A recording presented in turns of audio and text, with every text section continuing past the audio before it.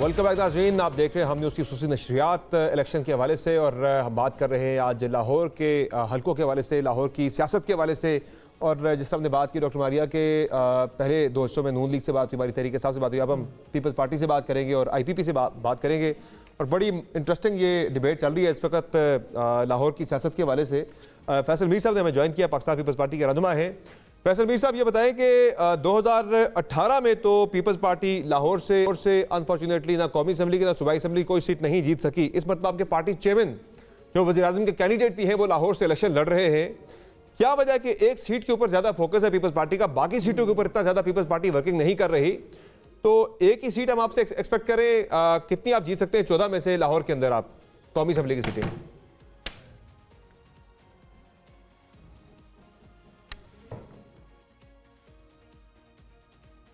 जी फैसल मीर साहब, आपको मेरी आवाज आ रही है?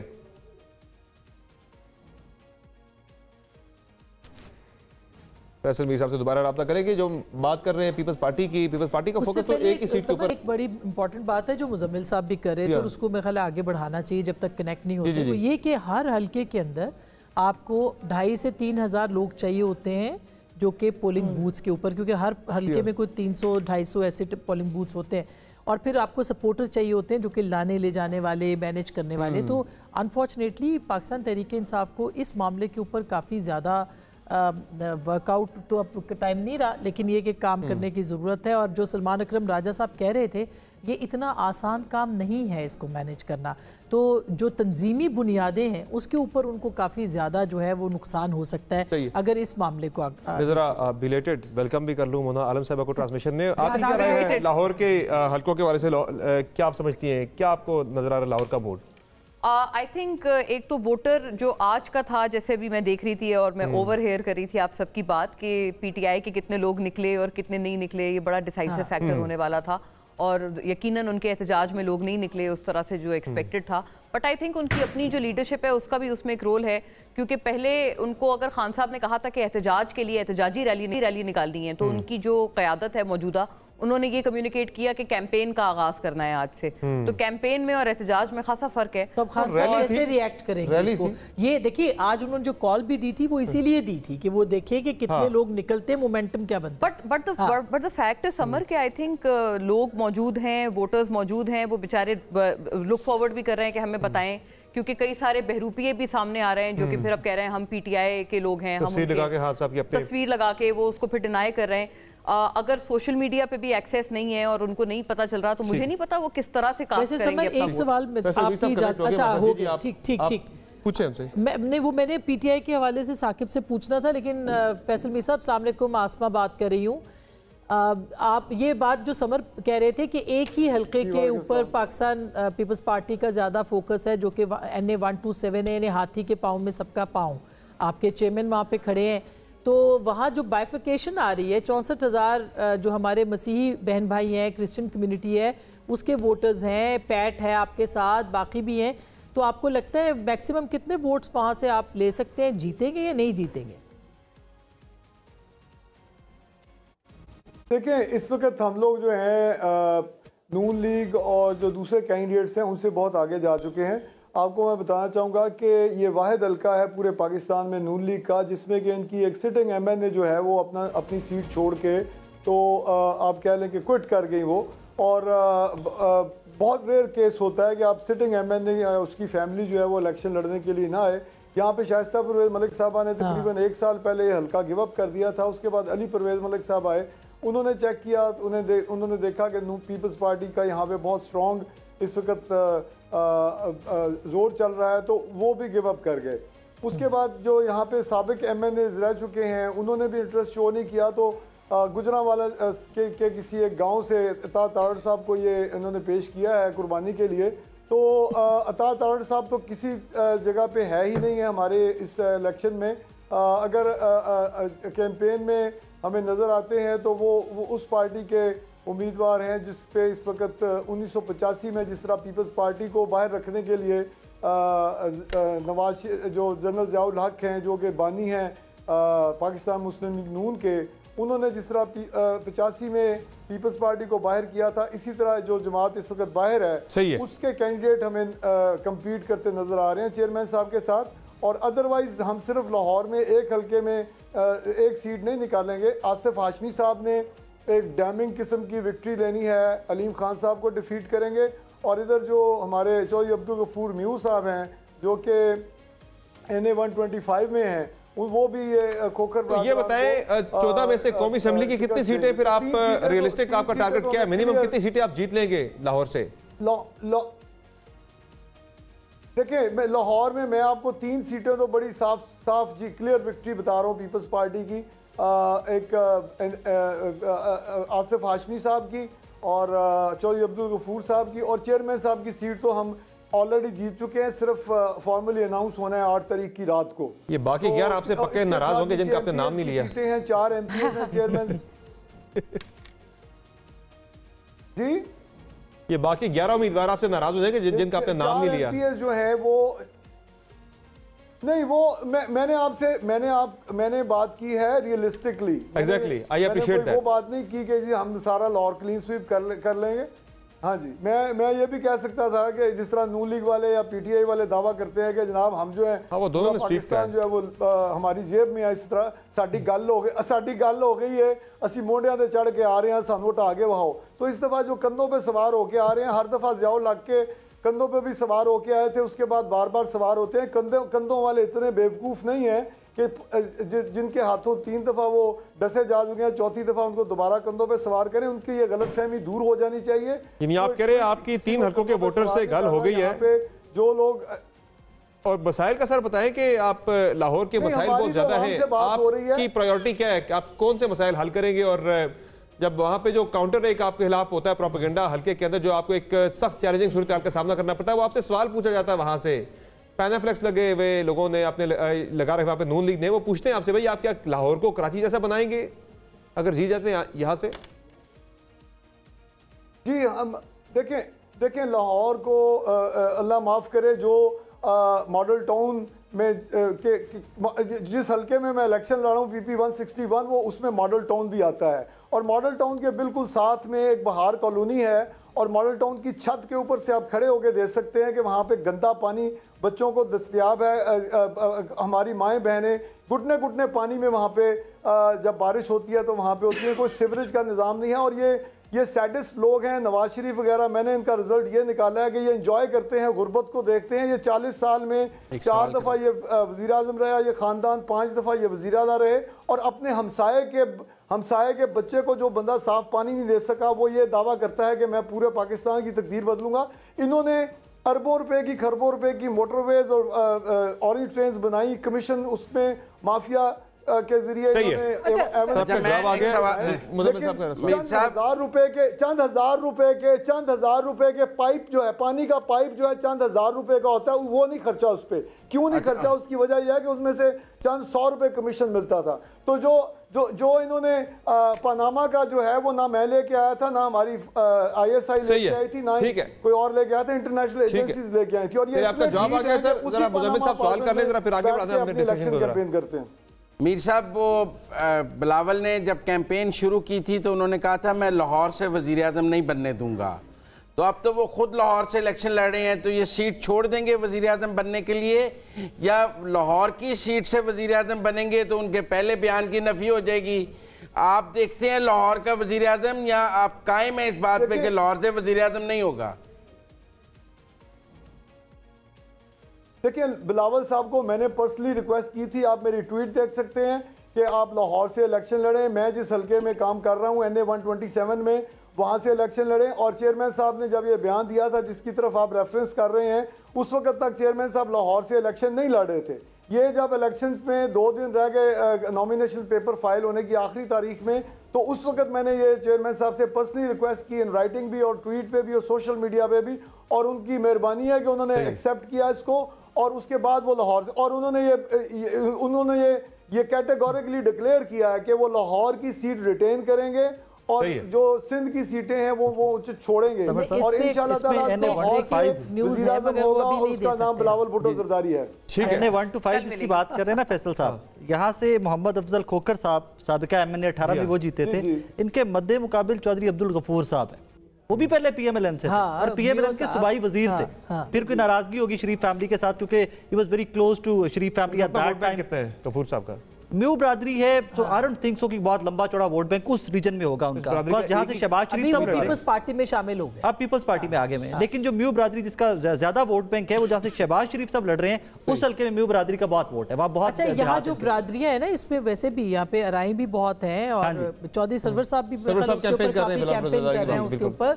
लेकिन फैसल मीर साहब ने जो बात की है ना कि ये इतनी मैं बात कह सकती हूँ कि हो सकता है अगर बिलावल साहब जीत जाए तो ये भुट्टोस के पास ही ये सीट रहे, भुट्टो के पास ही रहे, बिलावल साहब के पास नहीं है। यस हाँ, लेकिन चलिए नेक्स्ट क्वेश्चन पे आते हैं, फिर आगे डिस्कशन हम इंटरनल करेंगे इंशाल्लाह। डॉक्टर मारिया को सवाल करना चाहते हैं 120 जी। अच्छा, इसमें फैसल साहब जैसे अभी बात कर रहे थे, जो समर ने जिस तरफ बात की थी कि ये आपसे बार बार सवाल होता है कि आप क्या लाहौर को कराची बनाएंगे, तो आप अभी जो बात कर रहे हैं इसमें बिल्कुल हल्के के मसाइल जो है वो मौजूद हैं। हमने भी जब वहाँ पे विजिट किया तो पीने का साफ पानी एक बहुत बड़ा इशू है। पर देन अगेन वादे तो आप भी इसी तरह के कर रहे हैं कि आप जो है पूरे मुल्क की तकदीर जो है वो बदल देंगे। आप कराची का हाल देखें कि कराची में क्या इश्यूज हैं। कराची में तो ये आप किसी पॉश इलाके में भी चले जाएं, डिफेंस में चले जाएं, वहाँ पे किस तरह की सिचुएशन है, क्या क्या माफियाज वहाँ पे चल रहे हैं, कैसी चीज़ें चल रही हैं। तो ये मतलब ये जो आपका आर्ग्यूमेंट है वो इट फॉल्स फ्लैट।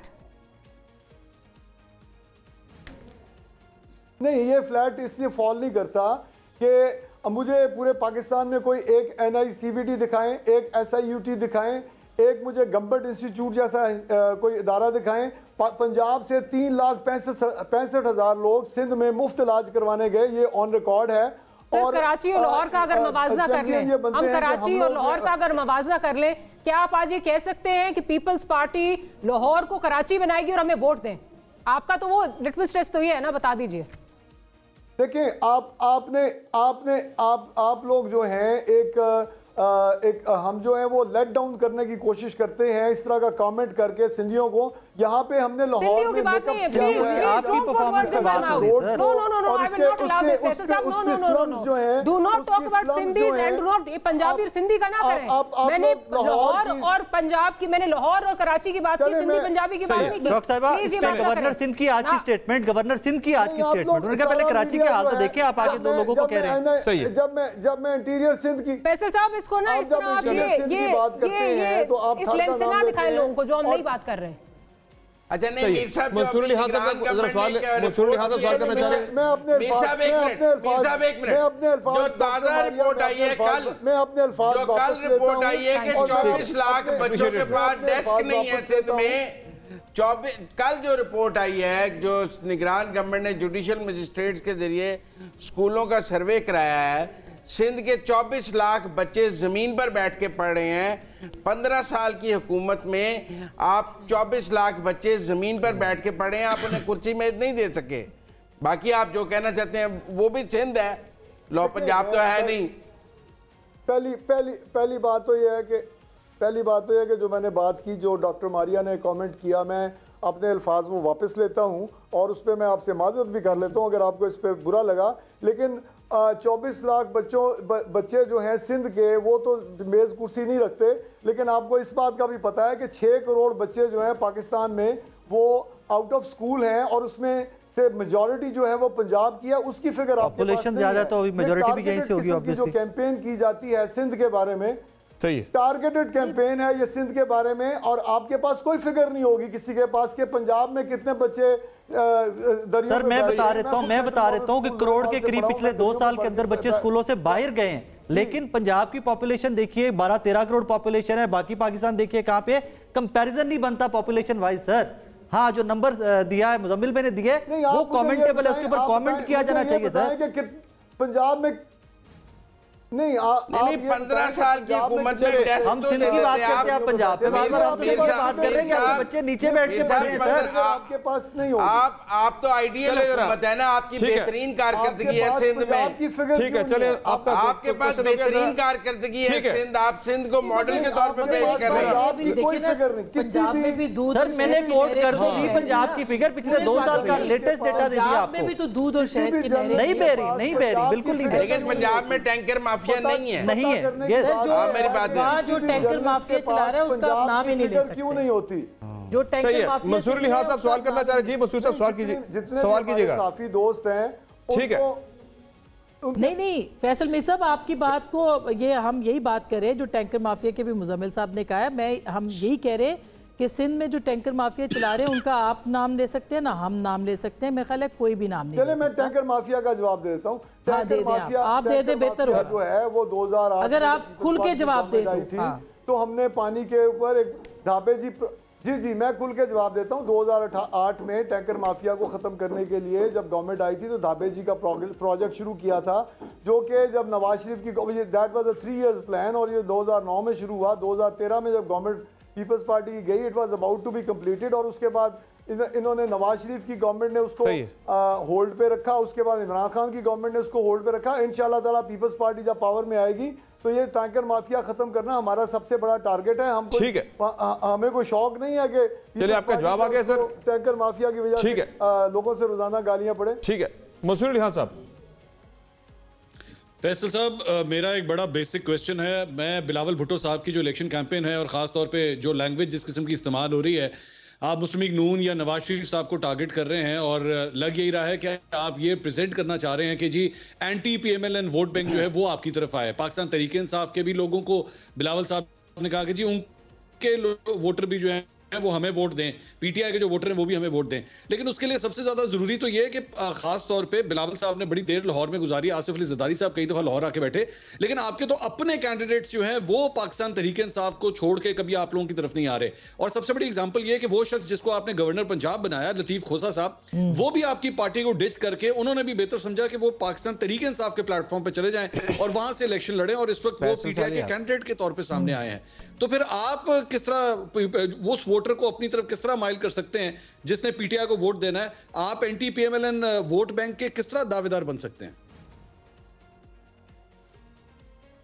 देखिए, उसमें आपका पॉइंट बड़ा वैलिड है। हम वाकई ही जिस तरह के चेयरमैन साहब ने कहा कि पीपल्स पार्टी ने सियासी कैदियों को रिहा किया, 88 में बीबी जब आई थी, और फिर यूसुफ रज़ा गिलानी ने सियासी कैदियों को रिहा किया, और ये हम जिस तरफ आपका इशारा है वही बात कर रहे हैं। अब बात ये है कि आप ये चाहते हैं कि हम लोग जो हैं, इमरान खान क्योंकि जेल में हैं वो तो वज़ीर-ए-आज़म बन नहीं सकते, तो हम नवाज शरीफ को वज़ीर-ए-आज़म बनने दें। हम क्यों नवाज शरीफ को वज़ीर-ए-आज़म बनने दें? हम क्यों ना इमरान खान जिसके वोटर अपने लिए प्राइम मिनिस्टर इलेक्ट नहीं कर सकते फॉर द टाइम बीइंग, उनको हम अपनी तरफ माइल करके नवाज शरीफ को वज़ीर-ए-आज़म ना बनने दें, जो कि 4 दफ़ा ख़ानदान बन चुका है। और बिलावल साहब जो है वो पहला चांस मांग रहे हैं, उनके पास भी वो सिर्फ एक चांस मांग रहे हैं कि इस दफा आप नवाज शरीफ को 5वीं दफा या 4थी दफा ट्राई ना करें, एक दफा मुझे ट्राई करें। और वो फैसल साहब, यू सेड कि फॉर द टाइम बीइंग, कल को नवाज अट्रैक्ट कर रहे हैं, हम नून लीग के वोटरों को भी अट्रैक्ट कर रहे हैं। सर, यू सेड कि फॉर द टाइम बीइंग आप PTI के वोटर को अट्रैक्ट करना चाहते हैं। कल को इमरान खान साहब बाहर आ जाते हैं, let's say given scenario, Bilawal साहब प्राइम मिनिस्टर हैं, इमरान खान साहब बाहर आ जाते हैं, तो बिलावल साहब प्राइम मिनिस्टरशिप छोड़ देंगे और कहेंगे जी आपका वोटर था, अब आप वज़ीर आज़म बन जाइए। Are you saying that? इसमें एक ज़िमनी सवाल भी पूछ नहीं, देखिए आप लॉजिकली बात करें ना, हम तो बात कर रहे हैं।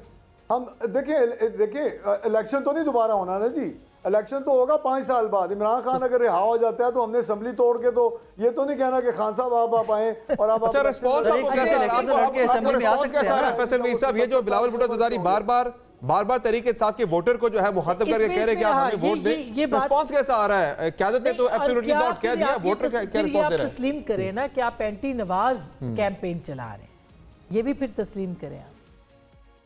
हाँ, हम एंटी नवाज कैंपेन चला रहे हैं और हम नवाज शरीफ का वोटर जो प्रो नवाज और एंटी नवाज पॉलिटिक्स हो रही है ना, हम तो ये कह रहे हैं नवाज और एंटी नवाज जी, फिर ये भी मान लें बिल्कुल प्रो नवाज और एंटी नवाज चल रही है कैंपेन। नहीं, प्रो नवाज, हाँ, प्रो नवाज एंटी नवाज नहीं, जो कंधों पर सवार होकर आते हैं उनके खिलाफ पॉलिटिक्स हो रही है, जिन्होंने हमेशा जनरल ज़िया-उल हक से लेके आज तक ये जो बात उन्होंने जिस बंदे को अब जेल से छुड़वा के बाहर भेजें और एयरपोर्ट पे अंगूठे लगा के उसके बाद के साड़ी गल हो गई है, तो वो बंदा जो है वो अपने वोट पे नहीं आ रहा, वो जिनसे बातचीत करके आ रहा है। वो एक और सवाल का इजाफा इसी में कर लें, आपसे हर कोई पूछ रहा है, आपने पैनमा का भी जिक्र किया है अपने पिछले कमेंट में, तो ये बताइएगा आप जब गवर्नमेंट का हिस्सा थे और ये जो 16 माह की मखलूत हुकूमत थी, literally till the last day of that government, कोalition government, एक लफ्ज़ भी हमने नहीं सुना पीपल्स पार्टी के किसी भी शख्स से या बिलावल साहब से, शहबाज साहब के खिलाफ या उनकी परफॉर्मेंस के खिलाफ या PMLN की परफॉर्मेंस के खिलाफ। पैनमा तो उससे पहले कई साल पहले हुआ था ना, ये तमाम तर तहफ़्फ़ुज़ात होने के बावजूद you were hand in glove as a matter of fact with all these political parties and especially the PMLN. तो इतनी ये अब आप इसको जस्टिफाई कैसे कर सकते हैं? ये एक ऐसी चीज़ है जो कि जहन हकीकतन जैसे कहते हैं ना फैथम नहीं कर पा रहा, उसको एब्जॉर्ब नहीं कर पा रहा, कि अब आप उसको अगर उसी सारी चीज़ को आप क्रिटिसाइज कर रहे हैं, बिल्कुल आखिरी रोज तक भी आप लोग उस वहां पर तारीफ करते थे और आप लोग बहुत एक दूसरे के साथ हम प्याला हमने वाला थे।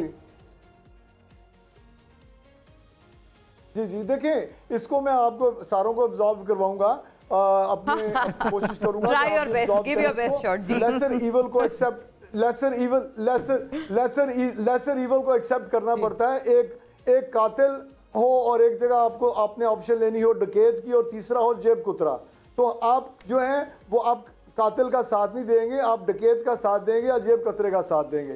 तो इमरान खान जिस तरह डिक्टेटरशिप के जरिए उस वक्त रूल कर रहे थे, हुकूमत कर रहे थे, नहीं देखिए मैं एक कंपैरिजन दे रहा हूँ कि सबसे बुरा शख्स उस वक्त हमें तो इमरान खान लग रहा था, क्योंकि हमारी माएँ बहनें वो ईद की शाम को उठाता था और सारे पाकिस्तान में उन्होंने गुंडागर्दी की इंतहा की हुई थी। तो उस वक्त तो नवाज शरीफ का साथ देना बनता था। अगर हम साथ दे दिया फैसल मीर साहब, लेसर ऑफ द इवल्स का आपने साथ दे दिया, लेसर ऑफ द इवल्स का साथ दे दिया, ज़ियाउल हक का बार बार आप जो है वो जिक्र कर रहे हैं कि ज़ियाउल हक की पार्टी उसी तर्ज पे चलने वाली, तो फिर हम ये समझें कि आगे अगर कोalition तो नहीं बनेगी, फिर आप अगर ये आता है कोई अगर बिलावल भुट्टो जरदारी साहब मुस्तकबिल में कभी जो है वो कोई कोalition नहीं करेंगे नून लीग के साथ। सेकेंडली इसी में फैसल साहब एक और भी प्लीज क्वेश्चन ले लीजिएगा। बार बार आपने अगले दिन भी आपका इंटरव्यू देखा, आप ज़िया साहब की बात करते हैं, ज़ियाउल हक की पार्टी, ज़ियाउल हक की पार्टी। सर लोग तो पीपल्स पार्टी पे भी सवाल उठाते हैं ना कि भुट्टो साहब की सियासत कहां से स्टार्ट हुई थी? देखिए भुट्टो साहब ने फांसी पर का फंदा झूल कर उसकी प्राइस पे कर दी। अगर आपको इतने बुरे लगते हैं भुट्टो साहब अपनी प्राइस नहीं सर, मुझे कोई भी बुरा नहीं लगता, मुझे तो सारे सियासतदान हैं, सबके सब रिस्पेक्टेबल हैं। नहीं आप अच्छा चलें, थैंक यू फॉर दैट। और ये जो साहब हैं जो कि ज़ियाउल हक के जो खुद कहते हैं कि मेरा रूहानी बाप है, वो आज भी उसी तरीके से इक़्तिदार में आना चाहते हैं। फैसल साहब कोalition के कोई चांसेस तो नहीं है ना? मैं उस तरफ आता हूँ जी, ज़ियाउल हक की पार्टी के साथ। हाँ जी, देखिए कोalition जो है इस वक्त जो है कोalition, पॉलिटिक्स इज नेम ऑफ इम्पॉसिबिलिटीज। और आप नेम ऑफ इम्पॉसिबिलिटी साहब जो हैं उनकी पार्टी के जो जीते हुए लोग हैं, इमरान खान जो है उनकी पार्टी के जीते हुए लोगों के साथ मिलकर पीपल्स पार्टी प्रेफर करेगी, क्योंकि इस वक्त इमरान खान याद रखिएगा इस वक्त और उस वक्त का जो बात हो रही है ना, याद रखिएगा। फिर आप फैसल साहब उस वक्त में पूछूंगी, फिर साफ के लोग भी प्रेफर करेंगे आपके साथ आना कि नहीं। मेरा अपना पॉइंट ऑफ व्यू है, मेरी पार्टी का पॉइंट ऑफ, अच्छा पार्टी का डिफरेंट है, पार्टी का पॉइंट ऑफ व्यू डिफरेंट है इस पे। ओके, वैसे जब बिलावल खिताब करते हैं नवाज शरीफ के खिलाफ तो वो नवाज शरीफ साहब पूछते हैं, मैं आपकी बात जो सादा बात समझाऊं कि ज़ियाउल हक की बाकियात के साथ मिलकर इंतखाब नहीं लड़ा जा सकता, हुकूमत बनाई जा सकती है, उसका फैसला पार्टी करेगी। देखिए उनके साथ शिराकत इक़्तिदार तो हो सकती है। और नुसरत भुट्टो साहब ने, ठीक है, चार्टर ऑफ डेमोक्रेसी जी मैं उसका जवाब दे रहा हूँ। शहीद मोहतरमा बेनजीर भुट्टो ने और नुसरत भुट्टो साहबा ने ज़ियाउल हक को बाहर निकालने के लिए असगर खान के साथ इत्तेहाद किया, MRD मूवमेंट चलाई, RDA बहुत सारी कोलेशंस बनाई। तो पॉलिटिक्स में कल का दुश्मन आज का आपका दोस्त होता है, ये पूरी दुनिया में इसी चीज का नाम है कि 3-3 दोस्त भी हो सकता है। इसी पे आपका शुक्रिया अदा करेंगे फैसल मीर साहब, बहुत शुक्रिया, आपने ट्रांसमिशन में अपना कीमती वक्त दिया। बात वही है जी, कल का दुश्मन आज का दोस्त हो सकता है, तो आज का दोस्त कल का दुश्मन, वो बात वही है कि कल को हो सकती है लेसर इवल भी। ऑप्शन जो है वो तो गिने जा रहे हैं, ऑप्शन तो गिने जा रहे हैं। देखिए सियासत तो यही है कि आप अगर खान साहब भी मान जाते तो आज हालात मुख्तलिफ होते, वो भी अगर हिज़्ब इख्तिलाफ में नजरिया क्या है, क्या नजरिया क्या है? आप कह रहे हैं डिक्टेटर के साथ हम इत्तेहाद नहीं करेंगे, डिक्टेटर की पार्टी के साथ नहीं करेंगे, लेकिन फिर आप जितनी सीटें IPP को दी है ना मुस्लिम लीग नून ने, अगर ये पीपल्स पार्टी को दे देते तो फिर वो शरीक इक़्तिदार हो जाती लाहौर से। मसला तो 2-3 सीटों का ही था, या आईपीपी को दे देते या पीपल्स पार्टी को दे देते, इससे ज्यादा तो रौला नहीं था। ऑन चौधरी को जीतने के लिए दिए सीट, ऑन चौधरी जीतेगा, एक ब्रेक लेते हैं। ऑन चौधरी जीतेगा क्या? ब्रेक लेते हैं, एडजस्टमेंट तो हुई है ना, जहां से हुई है एडजस्टमेंट जाएगा। आप बेफिक्र रहें, आज की रात बात कर लेंगे। आप एक ब्रेक लेते हैं जी, ब्रेक से वापस आएंगे। ये आईपीपी का ही टॉपिक है, उस पर हम एक ब्रेक के बाद बात करेंगे। और हमारे साथ मौजूद होंगे फैजल हसन चौहान साहब, हमारे साथ रहेंगे।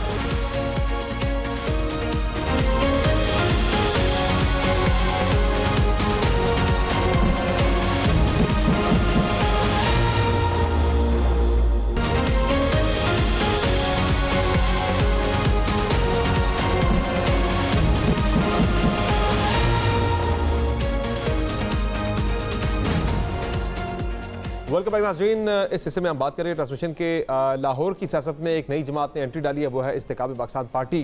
आईपीपी इस इलेक्शन में किस तरह के रिजल्ट्स दे सकती है? लाहौर की 2 कौमी असम्बली की नशिस्तों पर आईपीपी के कैंडिडेट लड़ रहे इलेक्शन। एक तो आईपीपी के प्रेसिडेंट अलीम खान साहब और दूसरे ऑन चौधरी साहब लड़ रहे हैं नून लीग के साथ सीट एडजस्टमेंट करके। तो फैजल चौहान साहब, क्या एक्सपेक्टेशन आपकी लाहौर की? अगर हम सियासत की बात करें तो आईपीपी कहाँ खड़ी है? 2 सीटों पर तो आप इलेक्शन लड़ रहे हैं लाहौर की, दोनों आप लग रहा है जीत जाएंगे या 1-1 हो, या एक जीत जाएंगे एक हार जाएंगे? क्या आपकी कैलकुलेशन क्या है रियलिस्टिक किस्म की? जरा बिस्मिल्लाहिर्रहमानिर्रहीम।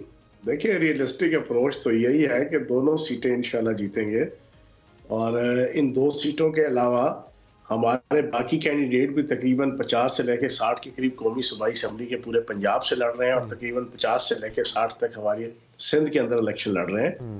और नौज़ायदा पार्टी होने के बावजूद हमें उम्मीद है कि इंशाल्लाह रिजल्ट अच्छा होगा। और उसके बाद जो असल चीज़ है, जो मैंने आज से 7-8-10 दिन पहले ब्रेक की थी, कि आज़ाद उम्मीदवार जो इलेक्शन जीतेंगे उनमें से अक्सरियत इंशाल्लाह आईपीपी को ज्वाइन करेगी। उस सूरत में आईपीपी का पार्लिमानी ग्रुप पंजाब के अंदर भी और कौमी असम्बली के अंदर भी एक अच्छी हैंडसम किस्म की जनाब क्वांटिटी के अंदर जो है वो मौजूद होगा। यानी तुम्हारी भी गल हो गई है? नहीं, गल नहीं हो गई, ये मैं अपना तजिया पेश कर रहे हैं, जी मेरी असेसमेंट है पिंडी इस्लामाबाद बैठ के, और जो हालात और वाकयात और नज़ायर और क्राइम दस रहे हैं उसके मुताबिक जनाब मैं तो तजिया पेश किया है कि कोई गल नहीं हुई है ना। चौहान साहब, आपके नवाज शरीफ के बारे में और नून लीग के बारे में जो नज़रियात थे, आप उन पर कायम हैं आज भी, सीट एडजस्टमेंट के साथ भी? पहले तो मैं सदके जाऊं, बारी जाऊं, मुजम्मिल सहरवर्दी साहब पे बड़े अरसे बाद आपकी जनाब आवाज मीठी मीठी सुरीली सुनी है। मैं और आप एक ही पेज पे ना आजकल। मैंने कहा आप नजरियात बदले तो नहीं, कोई यू टर्न तो नहीं लिया आपने इस बारे में? बात यह है कि जब हमें पता चला कि जो हाथ में तस्वीर लेके और रियासत मदीना के जनाब नारे मार के वो खाना काबा और मस्जिद नबी वाली घड़ियां बेचते रहे, जो जनाब अल-कादिर ट्रस्ट के नाम पे रूहानियत और सूफियत के नाम पे करोड़ों अरबों रुपए की लूटमार करते रहे, जो जनाब तोहफों को जनाब औने पौने खरीद के तोशा खाना से और 1.5-2 अरब से लेके 4-4 अरब का बेचते रहे, उसके बाद से ईमान ही उठ गया है कि कोई बंदा नजरिया रखे किसी के हवाले से। ठीक है, मंसूर खान साहब सवाल करेंगे। मैं चौहान साहब, मैं आपकी गुफ्तगू सुन रहा था, लेकिन इस्तेकाम पाकिस्तान पार्टी के ऊपर एक जो सबसे बड़ा इल्ज़ाम है वो ये है कि पार्टी के अंदर ज़्यादातर तादाद उन लोगों की है जो चिल्ले काट के आए हुए हैं, और चिल्ले काट के आपके अपने हवाले से भी 9 मई की वीडियो फुटेजेस आपकी भी मौजूद हैं, आप भी एहतजाज में मौजूद थे, लेकिन उसके बाद आपकी गिरफ्तारी हुई और उसके बाद आपके भी ख्यालात बदल गए, और उसके बाद करप्शन और ये सारी चीज़ें जो थोड़ी देर पहले आपने बताई, ये सारा कुछ हो गया। तो पाकिस्तान तहरीक इंसाफ का जो वोटर है उसके गुस्से का कितना एक्सपेक्ट कर रहे हैं कि वो भी अपना गुस्सा निकालेगा? क्योंकि जारी बात है, आज ये थोड़ी देर पहले बात हो रही थी, ऑन चौधरी साहब के जो पोस्टर्स लगे हुए हैं आज वो भी नवाज शरीफ साहब की तस्वीर के साथ लगे हुए हैं। तो आज चौहान साहब को कैसा महसूस हो रहा है कि इस्तेकाम पाकिस्तान पार्टी के जो कैंडिडेट्स हैं उनकी नवाज शरीफ साहब के साथ पोस्टर्स के साथ तस्वीरें लगी हुई हैं पूरे लाहौर में? मेरा ख्याल है कि मंसूर अली खान साहब बड़े बाखबर शख्स हैं, लेकिन थोड़ी सी खबर की जनाब उनके पास कमी है कि 9 मई को हामिद मीर साहब ने अपने प्रोग्राम में 8:35 पे एक क्लिप दिखाया कि जिस क्लिप के अंदर उन्होंने मेरा तस्करा करते हुए कहा कि आज वाहिद एक पीटीआई का कोई रहनुमा है कि जिसने रिस्पॉन्सिबल एटीट्यूड का सबूत दिया कि जब फौज के खिलाफ नारे लगना शुरू हुए उसी वक्त वो वहां से निकले और निकल के जनाब वो वहां से चले गए और फिर वो पूरी वीडियो दिखाई कि किस तरीके से मैं उन मुजाहिरीन में से निकल के जब नारे लगना शुरू हुए और मैं वापस अपने घर आ गया।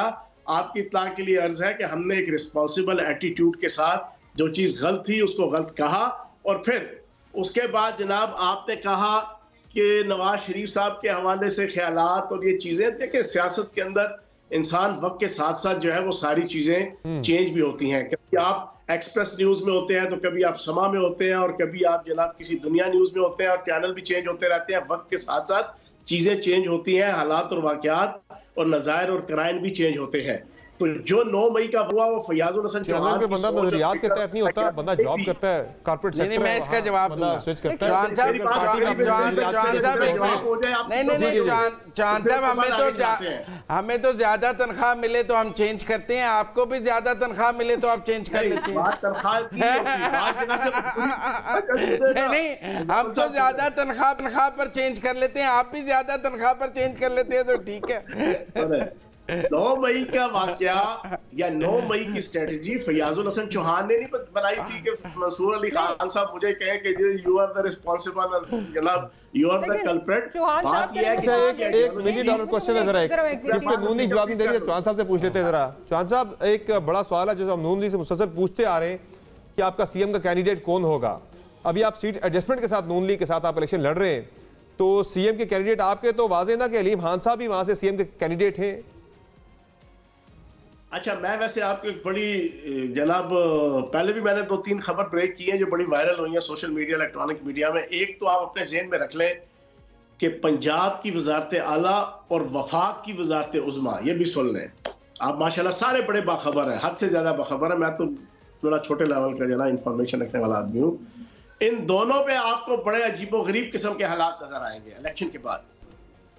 वजारत उज़्मा के हवाले से भी जो लोगों ने जहनों में टेम्पो बनाया हुआ है, जिस शख्स के हवाले से बनाया हुआ है, वो भी आपका शायद धचका लग जाए और वजारत आला के हवाले से भी आपको बहुत बड़े धचके लगेंगे। फिलहाल तो वजारत आला के हवाले से अलीम खान का बड़ा नाम चल रहा है, तो आप कह रहे हैं कि उनका नाम फिर नहीं है? उनको धचका लग जाएगा, आपकी इस बात से उनको धचका लग जाएगा अलीम खान को। लीग के हवाले से बात कर रहा हूँ, आप दोस्त नहीं समझे। आप ये बना के जहन बैठे हुए हैं कि वफाक के अंदर नून लीग और नवाज शरीफ साहब और जनाब इधर से वजारत आला के लिए मरियम नवाज साहिबा, जनाब ये चीजें नहीं है, कुछ भी पॉसिबल हो सकता है। वफाक के अंदर शरीफ वजीर आज़म के उम्मीदवार नहीं होंगे आईपीपी के।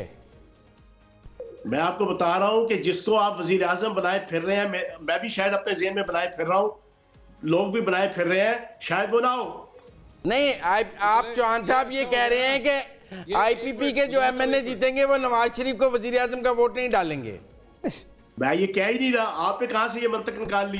प्रेडिक्शन दे रहे हैं अपनी, ये बदल सकते हैं हालात, लेकिन आप कह रहा हूं कि आप ये कह रहे हैं कि वजारत उज़्मा, मैं लफ्ज मैंने यूज किया वजारत उज़्मा और वजारत आला, मैंने ये नहीं कहा कि नून लीग इक़्तिदार में नहीं होगी। चलिए आप मुझे इतना बता दें, चले एक और इसको मजीद जरा जो है जरा नैरो डाउन करते हैं इस डिबेट को, इसको मजीद जरा नैरो डाउन करते हैं।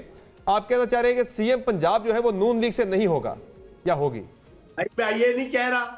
आप पार्टी में क्यों जा रहे हैं? मैं शख्सियत की बात कर रहा हूं, आप पार्टी की तरफ जा रहे हैं। आप कह रहे हैं नवाज शरीफ होंगे, नहीं फिर आप ये कह रहे हैं कि नवाज शरीफ और मरियम नवाज को कोई ओहदा नहीं मिलेगा, वो घर बैठे रहेंगे। हाँ, नाम दोनों का चल रहा है, कोई ओहदा नहीं मिलेगा की बात मैं नहीं कर रहा। मैं आपको कह रहा हूं कुछ भी जनाब अप्स एंड डाउन हो सकते हैं। इक़्तिदार में नून लीग और आईपीपी दोनों होंगी, पंजाब में भी और वफाक में भी। ये तो बड़ी तयशुदा बात है इंशाअल्लाह। लेकिन आप ये मत समझे कि एक चीज कोई पत्थर पे लकीर है कि यही वजीर आला होगा और यही वजीर आज़म होगा। आपका ये बयान पीपल्स पार्टी बड़ा यूज हो सकता है, वो लोग नहीं होंगे जैसे आप नवाज शरीफ साहब का कह रहे हैं। चौधरी के हल्के के वोटर को तो आपने एक अच्छा पैगाम दे दिया कि नून लीग के जो वोटर है ना, वो कम से कम चौधरी को वोट ना करें, क्योंकि आईपीपी का इरादा नहीं है उनको वजीर आज़म बनाने का। नेगेटिव मतलब निकाल लिया ये मंसूर साहब, आपने नेगेटिव मतलब निकाल लिया। मैंने ये नहीं कहा, मैंने कहा नून लीग इक़्तिदार में होगी, मैंने कहा नून लीग सूबे में भी इक़्तिदार में होगी और वज़ीर आज़म कोई और होंगे, वो कह रहे हैं। हाँ, नहीं तो चौहान साहब मैं ये नहीं कह रहा कि हर हाल में और होंगे।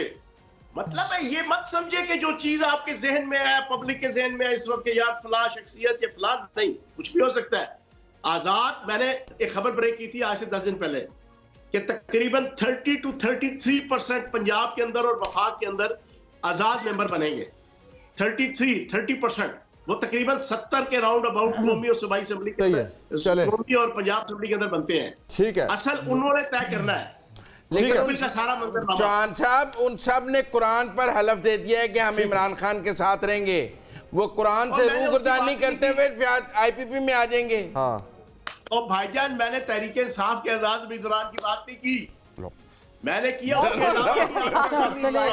ठीक है, चले आगे, चले। बहुत शुक्रिया, बहुत शुक्रिया चौहान साहब, आपने अपना कीमती वक्त दिया ट्रांसमिशन में। ये ट्रांसमिशन बड़ी लिखती है, बंदा जो है ना बह जाता है, कभी उसकी रॉ में बह जाता है। नहीं, मुज़म्मिल ने खबर मार दी, अच्छी खासी खबर थी, इन्होंने क्रॉस क्वेश्चन करके खबर मार दी। भाई PMLN से वज़ीर आज़म भी नहीं है, वज़ीर आला भी नहीं है। नहीं, वो कह रहे हैं वज़ीर आज़म की रिश्ते आप सोच रहे वो नहीं है। मुझे ये बताएं कि एक ज़ाहिर 10 या 11 सीटें होंगी, अगर सारी भी जीत जाएं तो क्या उनके कैंडिडेट बनेंगे वज़ीर आला और वज़ीर आज़म? This is impossible. वैसे पंजाब में 18 सीटों पर मंजूर भट्टू बने, 10 सीटों पर परवेज इलाही बने। पंजाब में तारीख है, आप 10 सीटों पर वज़ीर आला बन सकते हैं। वज़ीर आला बन सकते हैं, ऐसी बात चलती है। शायद ये नवाज शरीफ और 10 सीटों पर परवेज इलाही बनेंगे नहीं बने अपने जहन में। नहीं, 10 सीटों पर परवेज इलाही बनेंगे नहीं। देखिए ना, सबसे बड़ी बात 18 सीटों पर मंजूर भट्टू बने। मुज़म्मिल साहब, 18 सीटों पर कई बने, 3 मुजरा आलम 10 से 18 पे। नून लीग अपने सीएम के कैंडिडेट का अनाउंसमेंट क्यों नहीं कर रही, क्यों ऐलान नहीं कर रही? वो बार बार उनसे सवाल पूछा जाता है, वो गुरेज करते हैं। मसूद साहब, आपकी क्या टेक है इसके ऊपर? वो क्यों बार बार गुरेज कर रहे हैं इस सवाल का जवाब देने से? कहीं वो डरते तो नहीं है कि भाई कल को बड़ी हजीमत हो जाएगी, हम अनाउंस भी कर दें और फिर आ कोई और जाए? नहीं, देखिए समर साहब, मेरे ख्याल में उसमें कोई बुरी बात नहीं है। जाहिर बात है, नंबर गेम देखने के मुताबिक ही आप फैसला करते हैं कि किसने किधर जाना है। इससे पहले हमजा शहबाज की आपको याद होगा, लाहौर से सीट जो थी वो उन्होंने विकेट की, विकेट करके उसके बाद शाहिद खान अब्बासी जो है उनको लाया गया था और उनको इलेक्शन जिताया गया था। तो ये नंबर गेम जाके जब अगले ज़िमनी इंतखाबात होंगे तब जाके उसके बाद क्लैरिटी होगी। दूसरी, थोड़ी देर पहले जो चौहान साहब से बात हो रही थी कि ये कुरान मजीद जो है वो उठा लिया हुआ है लोगों ने, माजरत के साथ मैं कुछ ज्यादा बुरा नहीं सियासतदानों के कहना चाहता, लेकिन यहाँ पे चौहान साहब का हमने अपना भी कुरान मजीद उठाया हुआ देखा हुआ हमने। जब शेख रशीद साहब के खिलाफ इन्होंने कुरान मजीद उठाया था, तो ये पॉलिटिक्स, ये पाकिस्तान की पॉलिटिक्स है। लेट्स नॉट जज कि वो क्या क्या कर सकते हैं यहाँ। चले जी, अब हमने जो सारी डिस्कशन डिबेट की है 2 घंटे, उसका जरा निचोड़ का टाइम आया चाहता है जरा। तो 14 सीटें थी 2018 में, उसमें से PTI ने जीती थी 4 और नून लीग ने 10। सूबाई की चले बाद में बात कर लेते हैं। आपको क्या लग रहा है इस इलेक्शन में कितनी सीटें कौन सी पार्टी लेगी? मुझे स्टार्ट करते हैं 117 से। अलीम खान साहब IPP PMLN, मध्य मुकाबिल अली एजाज भुट्टर साहब। अलीम खान साहब in my view comfortable position. Hamza Shahbaz साहब, आलिया हमजा साहिबा PTI मार्क कर ले जी। आलिया हमजा साहिबा जो हैं, इनके नीचे जो दोनों MPs हैं वो बड़ी इंटरेस्टिंग सिचुएशन है। दीवान साहब की बेगम है और मोहम्मद मदनी साहब है। यहाँ पर अजीब सा कंपटीशन होगा कि इतना सेफ हल्का काउंट होता था 118 हमजा शहबाज साहब का, इस दफा यहाँ पर कंपटीशन होगा। मरियम नवाज साहिबा और आगे सनम जावेद साहिबा तो नई इलेक्शन लड़ रही, ये भी चले अपने नाज़रीन को बता देता हूँ।